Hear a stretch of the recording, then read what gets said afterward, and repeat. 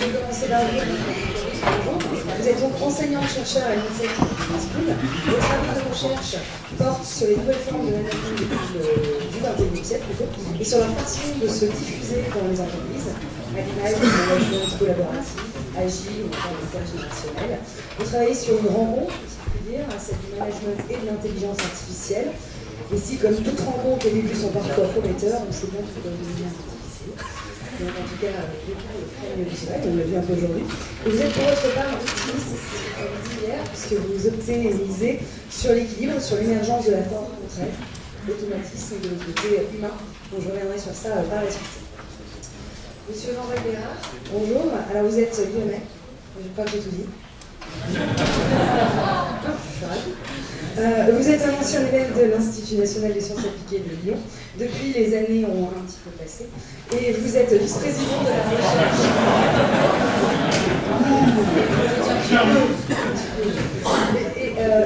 Vous êtes du coup vice-président de la recherche et du développement chez Esquerre, le leader mondial de la dématérialisation des documents. Depuis 1998, si ma mémoire est bonne, et c'est une amie qui me rappelle à notre mémoire de bons souvenirs en plus, votre mission consiste à mettre en œuvre la stratégie produit et à superviser la planification et le développement des produits. Vous êtes un facilitateur, si je puis dire. Vous œuvrez à faire en sorte que les échanges aillent plus vite, que les tâches fastidieuses soient remplacées, à gagner du temps en somme. Comme je disais, comme le temps, c'est l'argent. Voilà. Ensuite, j'avais une dernière personne, je suis désolée, je retrouve mes... Je vais vous retrouver. Monsieur Frédéric Barnuin. Enchanté. Vous êtes directeur des données chez CGIDO, société spécialisée de l'édition de logiciels de gestion et de systèmes d'information pour les entreprises et les entrepreneurs. Vous travaillez à l'articulation IA et RH, intelligence artificielle et ressources humaines, à la place de l'intelligence artificielle dans l'organisation de l'entreprise, à son impact organisationnel et humain, avec le souci que l'IA soit le fruit de l'humain, reste à son simple service et non l'inverse, ce qui ferait courir le risque d'un outil ou d'un flux fructueux qui devienne indigeste, nauséabond. Voilà, j'ai tout dit et je vous laisse vous présenter. Si vous avez Merci beaucoup, bonjour. Oui, bonjour. Alors en deux mots, effectivement, je remplace au pied levé Nicolas Sazirac, qui est le fondateur de l'école 42, qui m'a appelé tout à l'heure parce qu'il était coincé dans les aéroports de Paris. Il prie de bien vouloir m'en excuser, en me disant de venir à sa place sur cette conférence. Parce qu'en l'occurrence, j'ai eu l'occasion de travailler avec lui de nombreuses années lorsqu'il était à la tête de l'école Epitech, et que depuis maintenant 1 an, j'ai la chance de diriger l'école 42 lyonnaise qui s'appelle le 101, qui est à Confluence. Ce qui fait qu'a priori, par rapport à la thématique et ce que je vis au quotidien, il devrait y avoir quelques témoignages ou quelques expériences à partager. Voilà, c'est ce qui fait ma présence aujourd'hui. C'est parfait. Alors du coup, le thème de cette table ronde, c'est l'intelligence artificielle, l'intelligence émotionnelle et la performance d'équipe. Du coup, la première question que je souhaitais vous poser, c'est avec l'intelligence artificielle, vers quel management allons-nous? Va-t-elle remplacer les RH ou leur venir en renfort? Bref, la question du management. J'avais pensé à... Alors, vers quel management? Alors, je voudrais juste revenir sur... Alors, vous m'avez décrite comme optimiste. On a entendu ce matin, on a parlé de pessimisme, d'optimisme et de pragmatisme dans la question de l'adoption des méthodologies associées à l'intelligence artificielle. Et en fait, mon propos sur le management, ça serait pourquoi pas d'inviter à aborder un regard un peu plus de sagesse, de pensée chinoise, avec cette idée que, après tout, prenons du recul, restons neutres, et voyons en fait dans l'intelligence artificielle une donnée qui ne peut pas nous échapper et qui va comporter, qui est un progrès, mais qui comporte également des éléments de recul. Il y a un célèbre proverbe chinois, c'est l'idée que le jour où on a inventé le navire, eh bien on a inventé le naufrage. Donc il y aura des sources de complications, il y aura aussi des sources, on va voir en management, d'augmentation de la productivité. Donc allons-y tellement, allons plutôt vers une collaboration de l'homme et de la machine. Alors, pour ce qui est de l'impact sur le management, on peut dire que, tout d'abord, il va y avoir une répartition, une reconfiguration du métier, une répartition des tâches. Alors, répartition des tâches qui s'appuie sur le fait que certaines tâches qui jusqu'à présent ne pouvaient pas être effectuées par les capacités cognitives limitées de l'être humain sont prises en charge par une intelligence artificielle. Et puis toutes les tâches dites répétitives, prédictives, vont elles, être remplacées par l'intelligence artificielle. Et qu'est-ce qui va nous rester? Eh bien, il va nous rester ce qui est finalement, on ne peut plus humain, qui a trait à l'intelligence extrêmement complexe de l'être humain, qui prend en compte le fait qu'on puisse décrypter des réseaux symboliques, qu'on puisse décrypter de l'implicite, ne serait-ce qu'avoir de l'humour. L'intelligence artificielle, pour l'instant, comprendre cette intelligence artificielle, comprendre l'humour. On a vu le problème que Microsoft a essuyé avec son chatbot Taille, le fait que justement on l'avait trollé et on n'avait pas compris qu'en fait on lui donnait des fausses données et donc il avait commencé à tenir des discours racistes, néo-nazis. Donc tout ceci, nous amène à dire que la partie pleinement humaine, l'humanité dans le travail humain justement, c'est là où la valeur ajoutée de l'humain va être à nouveau au cœur de la pensée managériale, des modèles de management. Donc, moi je dis, restons optimistes. Pourquoi? Nous, en tant qu'humains, puisque vous êtes tous là présents autour dans cette salle, c'est que probablement, si on garde la métaphore du navire, c'est cap vers l'humain. C'est-à-dire que le propre de l'humain est finalement mis en évidence par cette libération, cette libération. Ah, complètement. Et je pense que les chers amis autour de cette table vont pouvoir justement me rejoindre là-dessus par leurs différentes expériences, qui est peut-être contre-intuitif, mais intelligence artificielle dans les organisations, c'est le retour, ou en tout cas, on va se rendre compte que c'est l'humain qui va être au cœur de nos débats. Pour le coup, pardon de ne pas avoir participé à vos différents échanges dans la journée, et je ne sais pas ce qui a déjà été dit, mais j'ai besoin là maintenant de resituer un peu les différents éléments de langage pour pouvoir être sûr d'être synchrone avec vous tous et toutes. Vu comme l'énoncé de la table ronde me fait réagir sur un premier point qui est de dire intelligence artificielle, intelligence émotionnelle, performance d'équipe. Finalement, les trois sont complémentaires, compatibles dans la mesure où on remet l'intelligence artificielle là où elle est, c'est-à-dire au niveau d'outils. Ce n'est qu'un outil qui permet une performance, qui permet d'augmenter, qui permet d'aller plus vite à certains moments, mais en réalité, l'intelligence artificielle n'a qu'une toute petite partie, ne représente qu'une petite partie très poussée de l'intelligence globale, ou de l'intelligence humaine. L'intelligence émotionnelle, alors ça c'est quelque chose de somme toute personnel, j'ai un petit souci avec le mot émotion. Après, je ne suis pas dans un débat théoricien, je ne suis pas expert dans le domaine, mais je serais plutôt dans une notion soit de ressenti, puisque c'est ce qui apporte une véritable information dans l'intelligence humaine, soit de rappeler en fait qu'une grande partie du cerveau, dès sa conception, dans le fœtus, est nourrie des ressentis du fœtus, chose que la machine ne pourra jamais avoir. Donc quand on a simplement ce paramètre en tête, on voit bien qu'il y a tout un pan absolument gigantesque qui fait que la richesse du cerveau par rapport à celle de la machine n'est pas forcément comparable et complémentaire. Et quand on ajoute la performance d'équipe, le point que moi j'y vois, c'est qu'une performance d'équipe s'appuie sur la force des outils qu'on utilise, donc la lucidité qu'on est capable d'avoir, et quand on en revient sur la notion managériale, notamment DRH que vous avez souligné tout à l'heure, c'est la capacité des DRH eux-mêmes à évoluer dans leur propre capacité à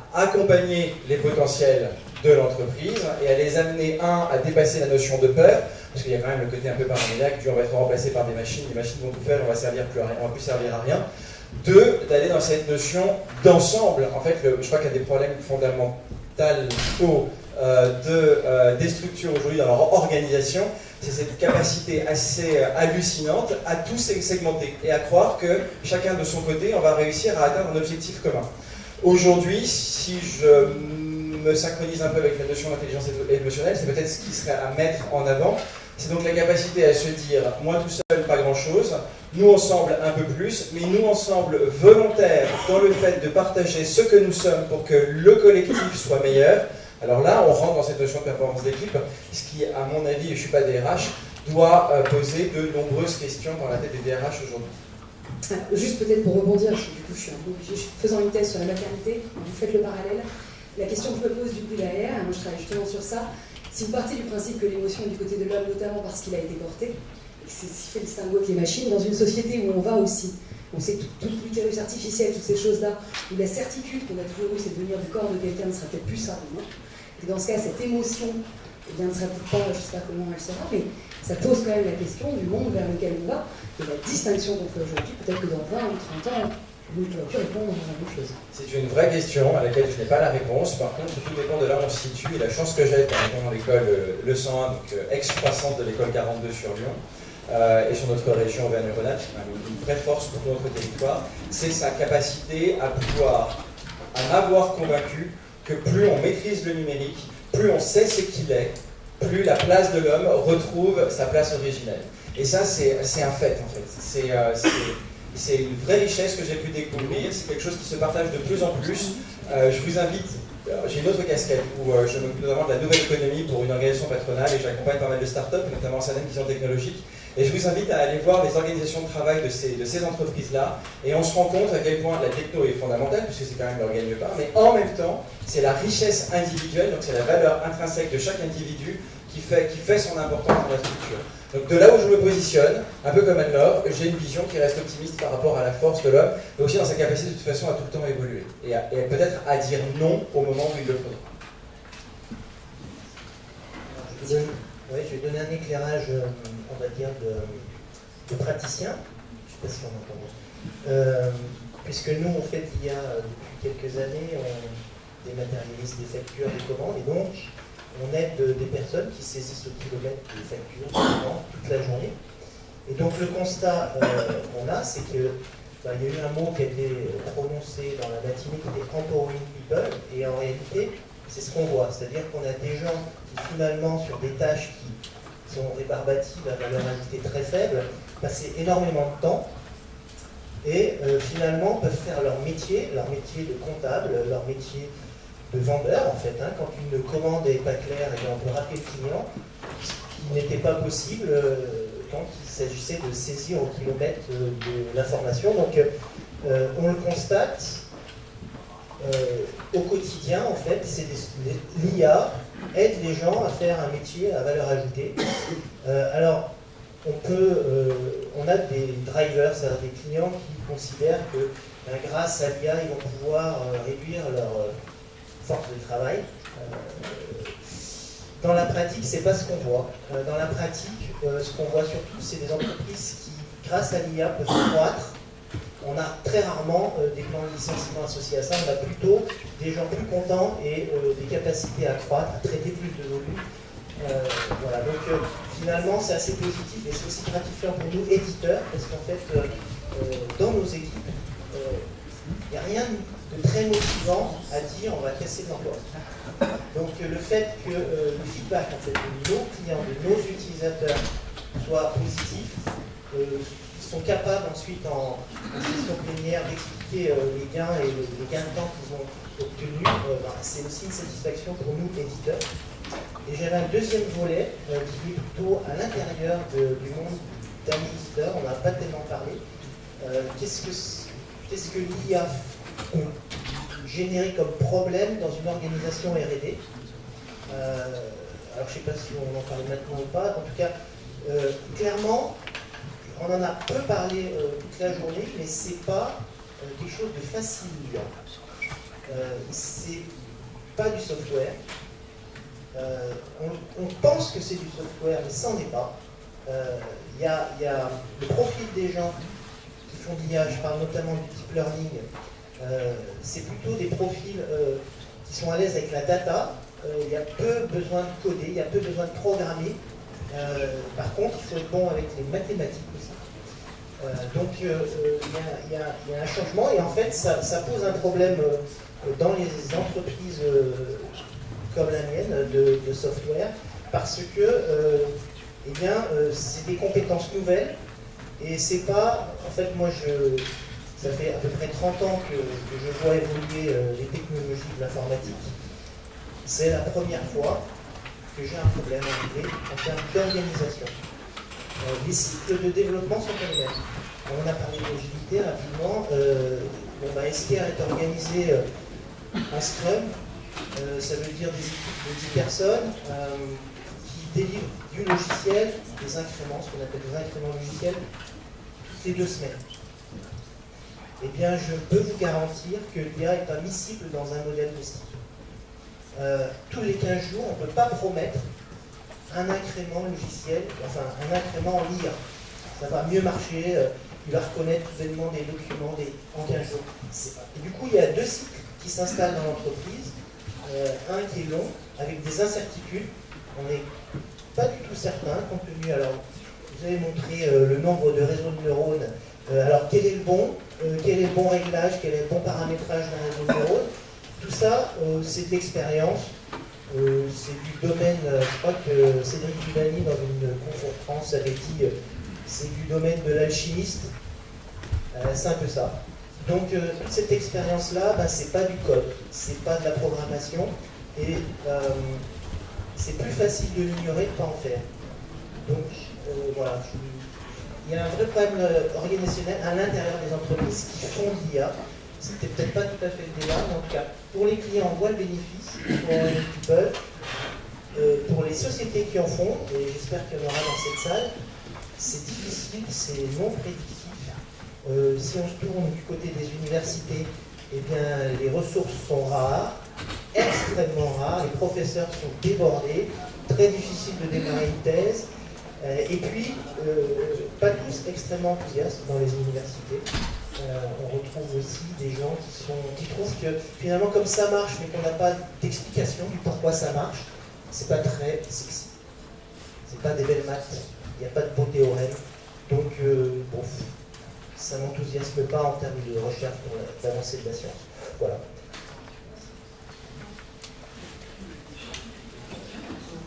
Juste rebondir sur ce qui vient d'être dit, il y a plusieurs choses. Beaucoup de choses vraies, en vérité, puisque nous aussi on est éditeur, donc on vit finalement ce qui a été expliqué précédemment. Je voulais juste revenir en fait sur le cadre de l'impact côté managérial, et ça à la fois dans le monde des RH, mais également dans l'ensemble des autres métiers. Donc nous, notre vision en fait, c'est que l'IA, ça ne va pas remplacer les managers, ça c'est une garantie, une certitude. Par contre, ça va donner en fait des moyens nouveaux aux managers. Donc on est plutôt sur le concept du manager augmenté plutôt que celui en fait qui va au fil des ans être amené à disparaître. Pourquoi? Parce que c'est finalement c'est donner des moyens nouveaux, des outils nouveaux, des approches nouvelles à des managers qui dans des secteurs d'activité divers et variés, en fait, ont besoin finalement d'une part de se montrer plus efficaces, puisque c'est finalement un petit peu la commande qui est demandée par leur patron et leur actionnaire, bien évidemment, mais c'est aussi finalement la capacité de les libérer sur un certain nombre de points, de sujets qui sont extrêmement chronophages, qui sont avec finalement une très faible valeur ajoutée, et de leur donner la capacité finalement de libérer une forme de temps de cerveau disponible finalement pour réaliser d'autres tâches sur lesquelles ils sont finalement beaucoup plus attendus. Et donc, par un coup, c'est aussi finalement la capacité de libérer l'homme, c'est-à-dire que ça donne les moyens finalement de monter en compétences, de finalement traiter un petit peu finalement ses propres compétences, de les élever. Et donc, pour nous, c'est aussi une vision assez optimiste. Donc on ne s'était pas rencontrés avant, mais finalement, on a un petit peu cette même vision-là. Je dirais que l'IA, ça doit aussi donner des moyens nouveaux aux managers dans les entreprises. C'est que c'est intéressant parce qu'on assiste presque à une inversion, c'est l'IA qui remettrait l'homme à sa place, qui permettrait de remettre l'homme à sa place. Enfin, c'est audacieux. Oui, cette inversion. Alors, je pensais répondre sur notre point, mais du coup, juste pour rebondir là-dessus, Laura, petit cours de philosophie chinoise ancestrale et autres. En effet, il faut s'imaginer qu'en fait, dès qu'il y a une force, on sait bien dès qu'il y a une force qui est poussée comme ça, qui est portée par la transformation digitale, parce que l'IA, c'est juste une brique, un volet de cette transformation qui est là depuis quelques années, donc ça va s'accélérer. Mais l'idée, c'est que lorsqu'on pousse une force qui est, normalement, quand on la voit de loin, l'automatisation, vers le robot, la machine, la pensée chinoise dit que la force opposée est mise en valeur et vient justement pour contrebalancer. Et donc, plus on va pousser l'automatisation, plus on va rentrer dans une ère de l'IA, plus la question de l'humanité, qu'est-ce que l'homme, le sens va revenir dans les organisations. Et on peut prendre pour preuve le XXe siècle avec la poussée du matérialisme et le retour du religieux, justement par excès de matérialisme. Donc ça, c'est un point, c'est ma conviction. IA égale retour de l'humain. Et du coup, est-ce que c'est dire qu'il faut aller dans l'excès ou est-ce qu'il faut travailler l'équilibre? Parce que c'est vrai qu'à chaque fois, du coup, on attend l'arrivée de l'excès inverse, c'est-à-dire qu'on est constamment dans l'excès. Alors, en fait, c'est pas une question d'excès, c'est une question des forces qui coexistent entre elles. Et d'ailleurs, la collaboration homme-machine, on peut en parler pour l'aspect performance des équipes. Je pense qu'on va vers ça, de toute façon, vers la collaboration. Et juste pour rebondir donc, sur le point de Jean-Jacques, sur les problèmes organisationnels et sur la question du temps libéré que vous avez soulevé, Frédéric, juste un point peut-être pour minorer l'aspect très optimiste, il y avait un point important, c'est de se dire que ce temps libéré va contribuer à une intensification cognitive, émotionnelle du travail de l'humain, du manager. Ça veut dire quoi? Ça veut dire une charge de travail plus conséquente et probablement une fatigue accrue avec un impact sur les RH, puisqu'on avait évoqué aussi cette thématique rejoint aussi l'impact sur les RH, la question des risques psychosociaux et autres. Donc ça, on n'y pense pas toujours. La liberté, mais au prix de quoi? Là, on va réfléchir au milieu soignant. Tout ce qu'on entend en ce moment sur les tâches comme ça, effectivement, il n'y a plus de temps libéré pour être dans d'autres activités, l'émotion, toutes ces choses-là, l'automatisme qui envahit totalement la pression. Donc on souffre. Oui, parce qu'en fait, il y a le sujet derrière l'IA, il y a quand même aussi le sujet de la dématérialisation. J'en ai parlé précédemment. Ça, c'est indispensable. Il faut qu'il y ait de la data, il faut qu'elle soit digitalisée, disponible, etc. Et derrière, il y a le sujet de l'enfermement aussi. C'est-à-dire qu'il y a des processus qui doivent être mécaniques, industriels, etc., sur lesquels finalement il est somme toute logique de gagner en productivité, en efficience sur ces domaines-là. Par contre, il y a d'autres domaines, et en particulier le domaine des RH, qui peut poser souci parce que finalement on ne ferait que répéter des archétypes, qu'il s'agisse en fait des archétypes dans le domaine du recrutement ou dans la gestion des compétences, et qui viendraient finalement à, plutôt que libérer l'homme, finalement le restreindre, l'enfermer finalement dans des mécaniques qui sont des mécaniques routinières. Donc c'est sûr qu'il faut se montrer vigilant. J'espère qu'on parlera ensuite de la question du contrôle, de la régulation, de la responsabilité de l'IA. Je pense qu'on en parlera peut-être sur la fin par rapport aux perspectives et aux questions sur la pose. Non, je regarde pour la SPAF. Merci Frédéric. Pour le coup, pour répondre un peu sur un mot que vous avez tous utilisé qui est manager, je vous pose une question et dont je n'ai pas la réponse. Mais si on va un peu plus maintenant sur l'intelligence émotionnelle, je pars de l'exemple de l'école où une de ses grandes richesses, c'est la capacité à travailler en pair à pair. Et donc on est parti du principe qu'il n'y avait plus de référentiel sachant, donc il n'y a plus personne qui dit il y a une vérité absolue qu'on te donne. Par contre, il y a une vérité quelque part qu'on va être capable de trouver ensemble. C'est un raccourci, hein, pardonnez-moi la caricature, pour comprendre comment est-ce qu'on vit dans notre école le pair à pair. Et quand on voit la mise en œuvre de cette pédagogie, on remarque assez rapidement la prise de conscience du « je suis dans un collectif et je ne suis plus en lutte contre le collectif pour avoir ma place, mais je participe à la réussite du collectif parce que plus le collectif réussit, plus j'ai une chance, moi, de réussir. » Et ça, c'est un paradigme littéralement inverse de tous les systèmes éducatifs que l'on peut trouver. Et le fait de le voir mis en œuvre, on peut se poser la question du manager demain, puisque quand on est dans cette situation du « je suis responsable du collectif, j'ai plus besoin d'avoir quelqu'un qui vient me dire ce qu'il faut que je fasse quand il faut que je fasse, puisque j'ai conscience du global », de surveiller que ce que je devais faire est bien fait, puisque de toute façon, je contribue au même rythme que le collectif. Donc la place du manager. Et la deuxième place, pour rebondir notamment sur les risques psychosociaux ou les dérives qu'il pourrait y avoir sur le travail supplémentaire, j'ai pas envie de dire ça, mais sur le travail d'une autre densité que la réplication ou l'exécution de tâches, c'est un facteur fondamental qu'on a tendance à oublier dans le travail, parce que originellement ça signifie torture, mais c'est la notion de plaisir quand même. Hein. À partir du moment où on rentre dans cette force de l'intelligence émotionnelle, pour laquelle je vous rappelle, je ne suis pas forcément d'accord sur les termes, mais on se comprend, on rentre dans une mécanique ou dans un moteur plutôt de plaisir qui amène chaque individu à être en phase avec soi, parce que généralement quand on est dans le plaisir, on est en écoute avec soi, dans le fait d'avoir conscience de ses limites et de savoir comment s'organiser pour être en phase avec ses ressources.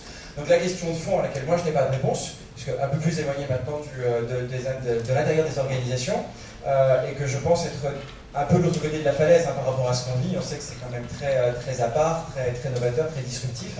Mais ce que je me demande, c'est demain les managers, quels seront réellement leurs rôles? Moi j'ai une réponse à ça. Je pense qu'il n'y a pas forcément corrélation avec l'IA et managers. Autrement dit, il n'y a pas besoin d'attendre de l'IA pour s'organiser différemment dans les entreprises. Voilà. Alors l'IA va certainement aider les tâches normatives récurrentes, ainsi de suite.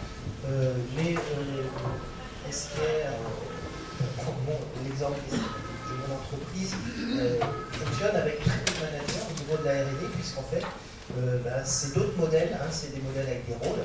Alors, il y a le Product Owner, il y a le Scrum Master, et puis il y a des développeurs, et ils travaillent tous ensemble à atteindre un objectif sans qu'il y ait un chef qui dirige ce groupe. Il n'y a pas d'IA là-dedans. Hein, c'est, je crois, deux évolutions parallèles, hein, une de management et une de la technologie, qui vont peut-être se rencontrer et aider justement à ce que cette équipe avance plus vite. Mais je ne suis pas certain qu'il faille établir un parallèle. Juste pour rebondir, en plus, SKM, on peut être en face sur la notion d'horizontalité, puisqu'on a la chance de pouvoir travailler ensemble, notamment vis-à-vis de l'école, mais indépendamment le lien, je le fais sur le fait que l'IA va apporter quand même un ensemble d'informations pour ceux qui sont s'en servir dans les structures, qui mettent de facto en fait, le besoin du référent ou du supérieur hiérarchique, comme on peut le voir aujourd'hui dans les organisations verticales, différent. Voilà, parce que l'IA va apporter une forme d'autonomisation. Alors ce sera bien fait ou ce sera mal fait, et c'est là le rôle de conseil et notamment l'accompagnement des RH, je crois, est particulièrement stratégique. Mais il peut y avoir un mouvement concomitant, sachant que l'intelligence émotionnelle, on l'a depuis la nuit des temps, on ne s'en sert pas forcément, mais peut-être qu'aujourd'hui, comme l'a dit Anne-Laure, le fait qu'on se rend compte qu'il y a quelque chose qui semble vouloir penser un peu à notre place, va nous ramener au fait de dire prenons notre place entière et utilisons toutes les ressources que nous avons ensemble. Alors, la question de la place du manager, en fait c'est une question dans l'air du temps, puisqu'il y a des entreprises, des organisations qui se posent la question à quoi servent encore les managers? Si on va vers la forme poussée, hein, je ne parle pas de l'entreprise libérée, mais holacratie, virons les managers, finalement ils ne servent plus à grand-chose. On garde l'horizontalité. Je pense qu'au contraire, puisqu'on va, et a priori on est tous d'accord là-dessus, on va vers le fait de revenir vers l'humanité, l'humanisation de plus en plus d'humains dans la notion de création de valeur ajoutée, probablement le rôle du manager va être beaucoup plus vers les soft skills, on le savait déjà, et la redistribution de ses compétences, peut-être moins dans le contrôle. Quoique ma conviction c'est qu'il y aura toujours besoin d'un minimum de chefs, et dans les équipes, on voit que les équipes par exemple efficientes, elles ne fonctionnent que s'il y a un leader naturel qui se dessine, ou alors un leader imposé. Et donc les soft skills, il y a eu un rapport du World Economic Forum qui disait que les compétences clés pour 2020, donc c'est là, c'est demain, parmi les premières compétences d'un manager et même d'un collaborateur, il y a la compréhension de la complexité. C'est quand même, par analogie et autres, c'est quand même un peu plus. La compréhension de la complexité, la créativité, et en troisième position, il me semble que c'était justement la gestion de l'humain, de tout ce qu'il y a de plus relationnel. Donc, Pour ça, on va garder la notion de motivateur, facilitateur et probablement de manager qui vont laisser la place à leurs collaborateurs pour plus d'autonomie, plus d'espace dans un monde où il va falloir leur apprendre, ou en tout cas leur dire qu'on va faire avec la machine. La machine ne va pas tout faire, mais on va travailler ensemble. Juste pour dire, pour la collaboration de la machine, je ne sais pas si vous le savez, mais on se rend compte qu'on est beaucoup plus efficace en faisant une collaboration homme-machine que plusieurs hommes entre eux, ou alors machine contre machine. Je sais pas ce que je pensais, j'ai travaillé sur le jeu de Go, et là je prends le cas du jeu des échecs. En 1997, le Garry Kasparov, qui était un des meilleurs joueurs d'échecs, est battu par Deep Blue IBM, et par une machine, et puis très vite après cette défaite, il se dit un an plus tard, mais finalement, mais pourquoi pas aller vers la collaboration homme-machine, et voyons ce que ça donne. Est-ce qu'on peut faire mieux, du coup, est-ce qu'on peut battre une machine en s'alliant? Et au fur et à mesure, donc, il a monté toute une série de tournois d'échecs, et récemment, je crois que c'était, c'est quand même 2005-2006, on s'est rendu compte que des amateurs réunis ensemble avec une machine ont battu un ensemble, un cluster d'ordinateurs sur une partie d'échecs. Donc là-dessus, on revient sur la notion de travail en équipe. Pourquoi pas aller vers cette collaboration? Alors lui, il parlait de devenir l'homme sans corps, collaboration homme-machine. Juste un élément de réponse sur la place du manager. Moi, je ne crois pas que le manager soit mort. Je parle d'une nouvelle forme d'organisation, etc., qui sont plus efficaces, plus efficientes, plus horizontales, en réseau, avec effectivement aussi beaucoup plus, sans doute, d'experts et de nouveaux rôles dans les organisations, et en particulier les organisations de R&D. Ça, c'est une certitude.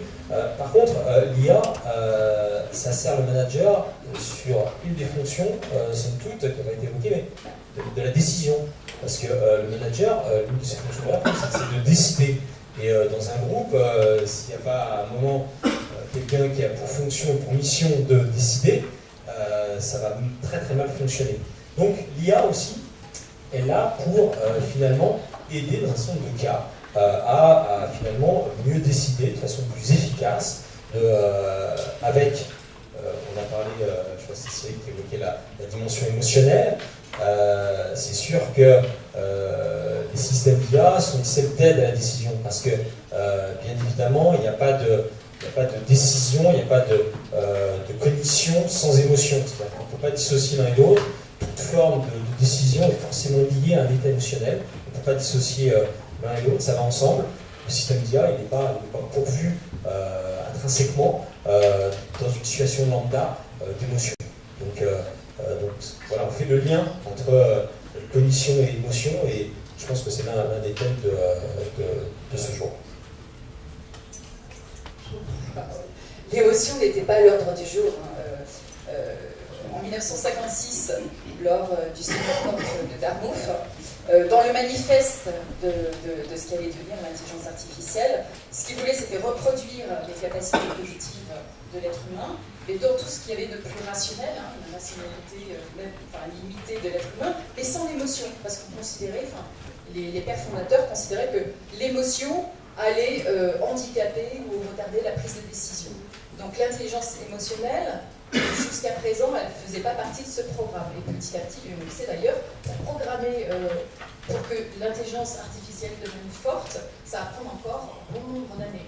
C'est-à-dire qu'on peut encore, par faciès, décrypter certaines émotions, mais comprendre les émotions, on est encore très très loin. C'est pas pour demain. Du coup, c'était ma dernière question. Jusqu'où l'intelligence artificielle émotionnelle peut-elle aller, autrement dit, des machines capables d'interpréter des émotions humaines? Parce que celle du collectif qu'on a abordé depuis que j'ai pas de la poser, c'était sur cette problématique de l'émotion. Jusqu'où l'intelligence émotionnelle peut-elle aller? Artificielle. Artificielle émotionnelle.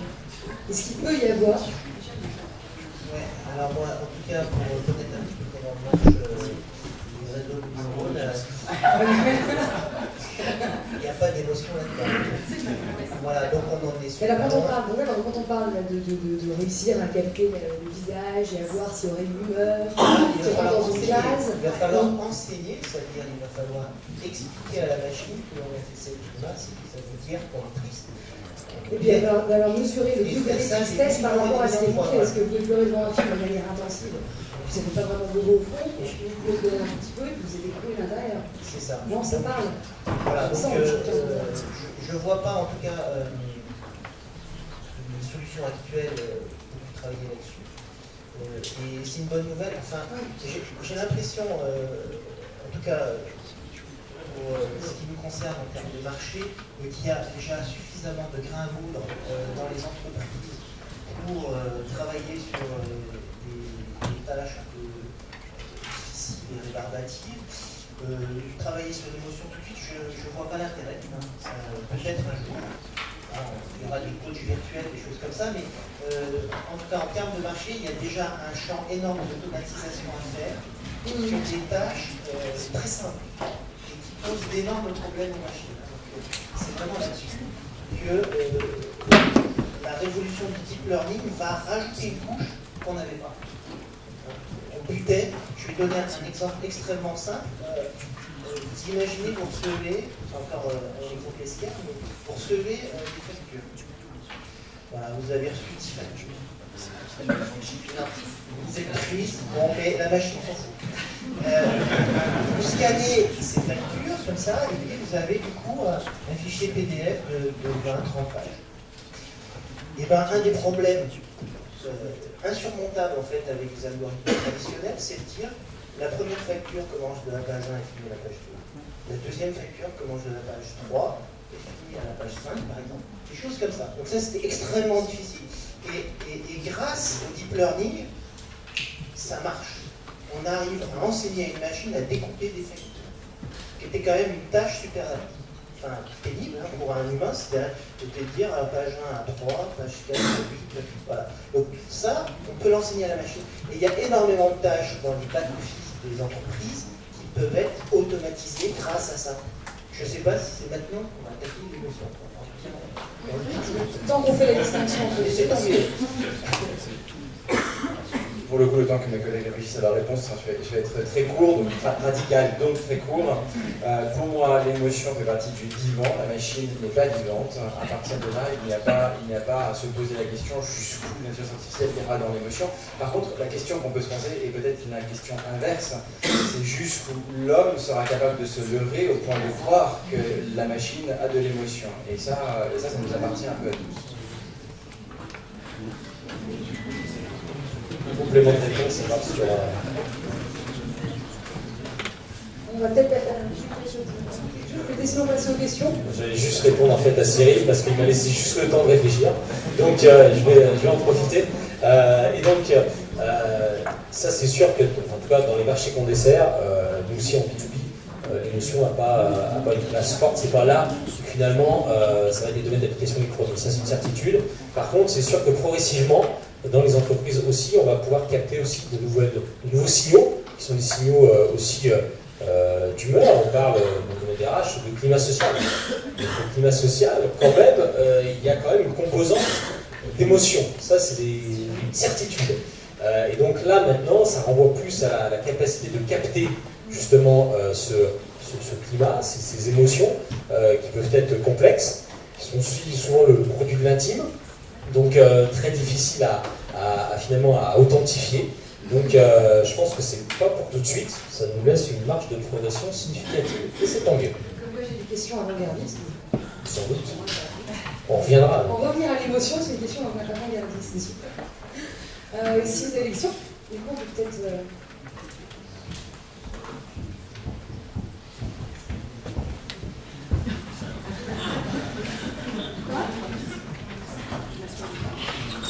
Bonjour, merci de vos interventions. J'ai une petite question, comme il y a des experts en management et en ressources humaines. On converge un peu pour dire que l'IA va remplacer l'homme dans les tâches un peu répétitives, un peu mécaniques. Mais je me pose la question, est-ce qu'il n'y a pas aussi un peu d'intelligence dans ces tâches répétitives et mécaniques? Et est-ce qu'on ne peut pas se dire que c'est peut-être une source d'erreur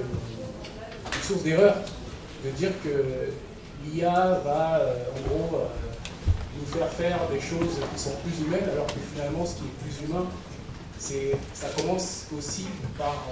ce qui est humain, pardon, commence aussi par des choses manuelles, des choses répétitives, qui contiennent aussi de l'intelligence. Et deuxième volet de cette question, est-ce qu'on ne peut pas dire aussi que dans la manière de programmer les machines, les algorithmes, pardon, est-ce qu'il n'y a pas aussi quelque chose à faire sur humaniser un peu les algos? Parce que moi, je fais un petit peu d'intelligence artificielle, notamment de data mining. Je sais qu'il y a une grosse différence entre les réseaux de neurones de certains algos d'apprentissage, de classification, comme les arbres de décision. Il y en a qui donnent une réponse très rapide et souvent qu'on est capable d'évaluer plus facilement, et d'autres qui donnent des réponses un peu plus lentes, mais avec une explication. Alors, un arbre de décision va vous dire je choisis ça parce que ça c'est dans telle variable et dans tel intervalle, et l'autre dans tel intervalle. Donc, est-ce qu'il n'y a pas aussi un peu d'investissement à faire dans les outils qu'on utilise pour d'une part choisir les outils qui apportent un peu plus d'humanité, même si ce n'est pas très efficace, et d'autre part arrêter de vouloir remplacer l'humain dans des tâches mécaniques, enfin à tout prix, parce qu'il y a aussi de l'intelligence. On va essayer de répondre vite, faire des réponses courtes. La vraie question qui se pose derrière les tâches répétitives, chronophages, à fait vouloir etc., il y a une vraie question derrière économique. Donc je ferme directement, c'est un point, c'est-à-dire que l'enjeu des entreprises pour demain, c'est de gagner en productivité. C'est l'un des enjeux. Et donc sur ce point-là, finalement, sans parler d'aliénation, je pense que les entreprises en fait ont bien identifié le fait qu'il y a des leviers significatifs de productivité pour repositionner en fait l'être humain sur des tâches à plus forte valeur ajoutée. On va parler de créativité en particulier. Là pour le coup, la place de l'humain, elle est extrêmement forte. Deuxième élément de réponse par rapport à la seconde question qui était la vôtre, l'humain a totalement sa place dans la mise au point des systèmes d'intelligence artificielle. C'est une évidence. On n'en est pas encore à ce que des machines puissent aujourd'hui en fait, effectuer des tâches de conception, de design des systèmes d'intelligence artificielle. Et donc là, pour le coup, la place de l'homme, elle est absolument fondamentale. Il y a des difficultés pour recruter, il faut avoir les bonnes personnes, etc. Ça, c'est une garantie. Mais pour le coup, là, l'homme a une place forte sur cette composante.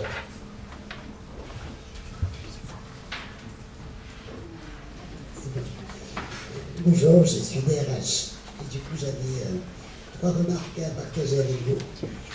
D'une part, vous parlez de l'IA, alors que la fonction RH a été numérisée, informatisée, au moins depuis la fin des années 70, que c'est une fonction qui est totalement sous-équipée en matière d'informatique, que depuis 40 ans, on aurait eu le temps de faire de la RH plutôt que de faire de l'administration si les entreprises avaient investi dans du SIRH. Moi, j'ai travaillé en 90 sur des portails de services aux salariés qui venaient du Canada parce qu'en France, c'était compliqué. Donc, je trouve qu'on saute un peu, en tout cas, les étapes. Et qu'il faudrait que les entreprises se pressent équipées déjà dans les basiques de la fonction avant de permettre à ces professionnels d'intégrer la dimension, en tout cas les leviers, les apports de l'intelligence artificielle. Juste une petite remarque sur l'intelligence émotionnelle. C'est vrai que c'est cool, à côté d'intelligence artificielle, de parler d'intelligence émotionnelle. En fait, elle n'existe pas. Ce sont plutôt des compétences relationnelles qu'on va développer, travailler, etc.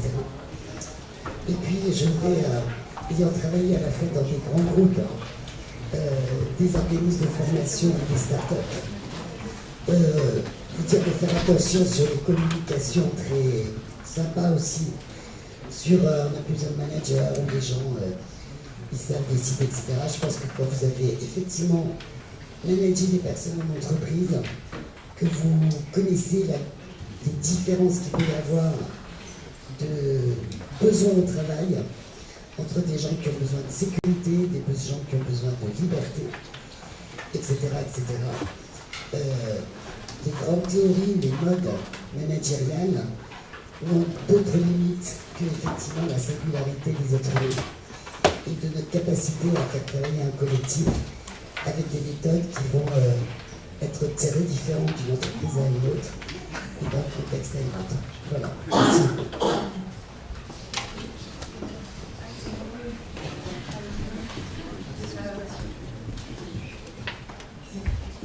Bonjour, Olivier Petit, je suis consultant en stratégie digitale. Dans une question, on parle de l'humain, et moi quand je pense à l'humain, je pense au collaborateur, pas au manager. En fait, je vois beaucoup de tables rondes, de keynote, on parle de manager qui décide. Voilà. Ce que je vois, c'est qu'avec l'IA, le collaborateur va avoir un accès quasi illimité à une expertise de très très haut niveau. Et la question, c'est qu'est-ce que ça va changer dans les hiérarchies, dans les organisations, au quotidien? Il y a ces nouvelles possibilités de prendre des décisions très justes, puisqu'elles ont été analysées, suranalysées. Alors ça sera juste ma question.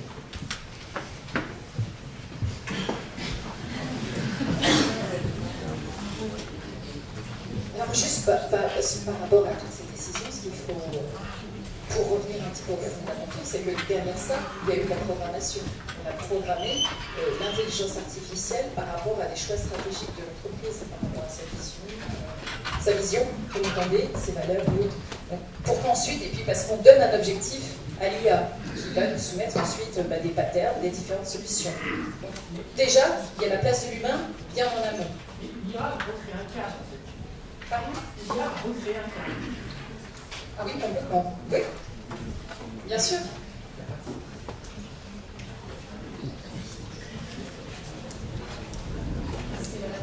Oui. Qu'est-ce que vous voulez dire par là? Donc il n'y a pas de sens. C'est-à-dire que l'IA est fait pour se permettre de prendre des décisions qui normalement n'existeraient pas. Elle est au-delà du champ du possible. Il permet de prendre des décisions auxquelles on n'aurait pas pensé. En fait, ça propose un set, c'est plusieurs solutions, plusieurs scénarios. Et c'est une façon, nous, de s'en assurer.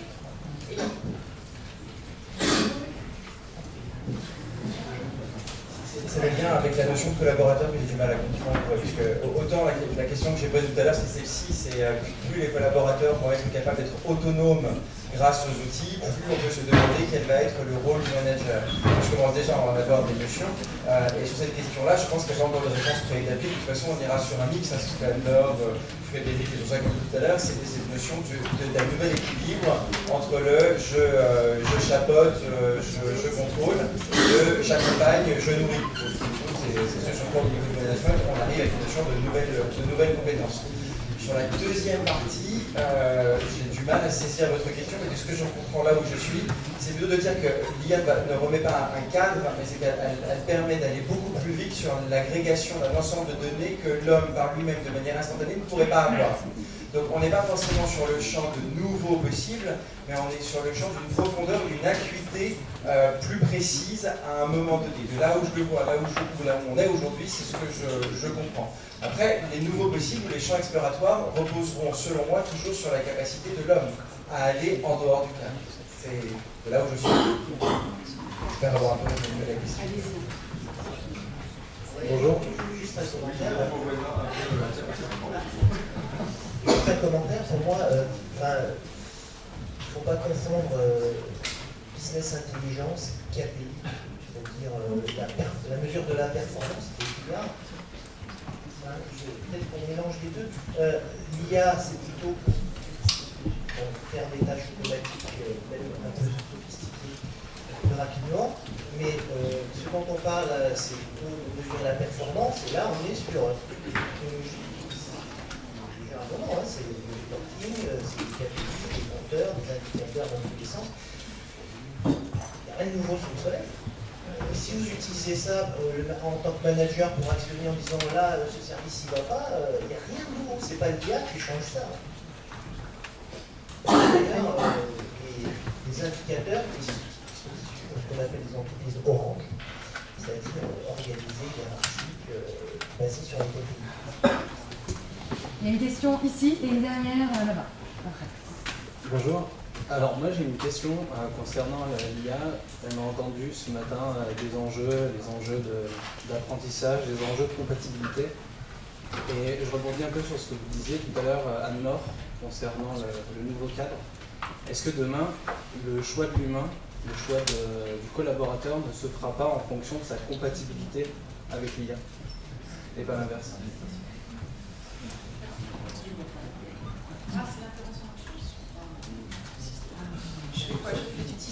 C'est ça, parce que c'est sans empiéter, c'est ça. En fait, non, je pense par exemple, c'est intéressant parce que les recherches pour montrer par exemple la constitution des équipes, il y a des fondamentaux qui sont que par exemple pour que l'équipe soit efficiente, il y a un chiffre clé, il faudrait que l'équipe soit autour de 7 à 9 personnes. Un autre point pour la rendre efficiente, c'est l'idée qu'elle soit pluridisciplinaire, mais plutôt pluricompétence, et voire cross-fonctionnelle. Et puis, un leader, comme tout à l'heure je le disais, un leader naturel, en tout cas. Pardon? Et pas d'expert. Très bien. C'est bon, je suis bien en complément. L'IA peut, en l'état, repérer, parce qu'on verra que pour... je n'ai pas parlé de l'évolution des RH, mais profiler, justement, en termes de compétences, ses collaborateurs. Et donc, à partir de l'IA, en s'appuyant sur l'IA, on pourra être à même de constituer l'équipe qui, normalement, au regard de ces critères, serait la plus efficiente possible. En travaillant, bien sûr, là-dessus. Donc ça, c'est possible. Pour ce qui est du recrutement, on l'a vu tout à l'heure, il y a eu un cas d'un DRH de L'Oréal, je crois que c'est Pascal qui l'a évoqué, un DRH artificiel qui a fait passer des entretiens de recrutement, et a priori, voilà, sa carrière est finie.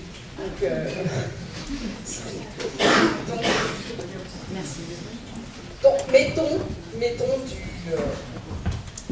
des limites pour l'instant, en prenant avec recul l'intérêt de l'IA justement dans le recrutement et dans la constitution des équipes ou des collaborateurs. Oui. Un petit commentaire, c'est plus facile de licencier une IA. On a une bonne nouvelle avec l'IA. Bonjour, c'est une question qui aurait pu s'adresser à Henri Sanson, alors je ne sais pas s'il est encore là, mais sinon profiter de la présence de chef d'entreprise ou de vice-président pour y répondre. Il y a un mot qu'on n'a pas entendu en fait depuis ce matin, c'est le mot d'open source et de logiciel libre, et ça me choque un petit peu quand on sait que finalement les bibliothèques d'IA les plus aujourd'hui les plus couramment utilisées, que sont TensorFlow et Mixnet, sont des bibliothèques qui ont été open sourcées, alors certes par des très grands groupes que sont Google et Amazon et d'autres, mais on voit bien qu'il y a un modèle économique, en tout cas une stratégie de conquête autour de ces bibliothèques open source et d'open source en général dans le modèle de l'IA. Et donc la question est très simple, c'est quelle place de l'open source dans l'IA en France, dans l'IA dans la stratégie des entreprises françaises?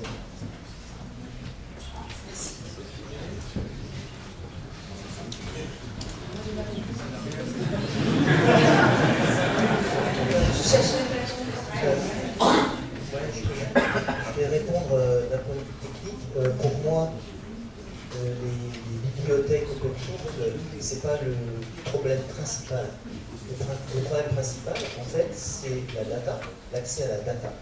La data labellisée, c'est-à-dire on sait exactement de quoi on parle, c'est ça qui est. Et ensuite, la maîtrise de ces algorithmes. En réalité, quand on monte un réseau de neurones pour adresser une solution, enfin, pour résoudre un problème, on va rarement dans ces couches open source programmer et améliorer les algorithmes internes. Donc, moi je dis que c'est une bonne nouvelle que Facebook, que Google, que Microsoft fassent ça en open source. Je ne sais pas s'il y a un enjeu fondamental sur l'algorithme. En fait, toutes ces librairies, elles existent, elles sont à peu près équivalentes. Il y a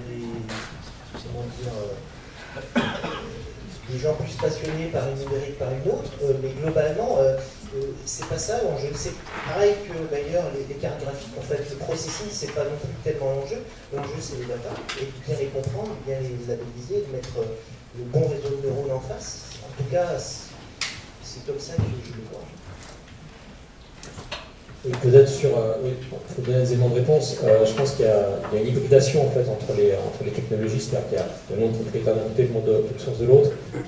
Le mode open source en fait tire effectivement beaucoup en fait les avancées technologiques.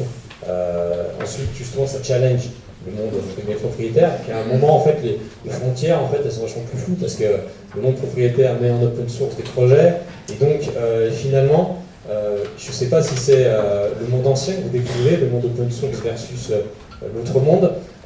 Mais en tout cas, aujourd'hui, la frontière est beaucoup plus poreuse qu'avant.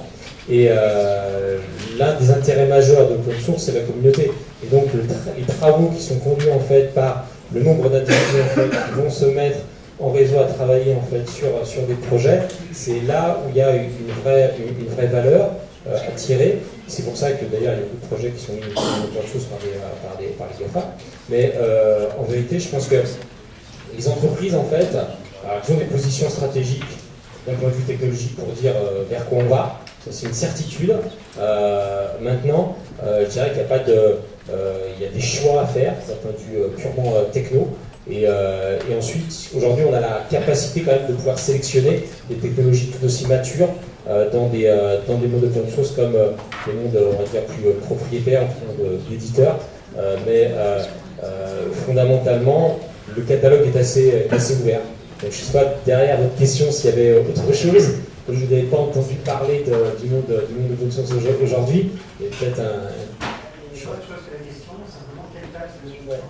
En tout cas, il y a un autre élément de réponse, c'est que l'IA, aujourd'hui les chercheurs, en fait, quand ils veulent publier, ont envie de publier, et du coup refusent de travailler pour des sociétés qui, en tout cas, vont avoir plus de mal à travailler pour des sociétés où il y a une logique de secret. C'est une nouveauté, en fait.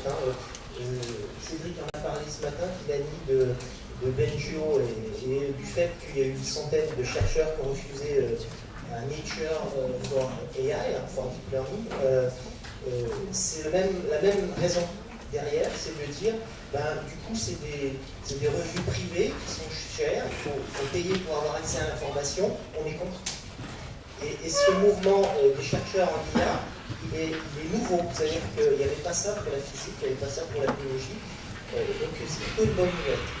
Bien. Écoutez, je suis de propre côté. Donc je suis les timekeepers. On va vous remercier. Merci beaucoup.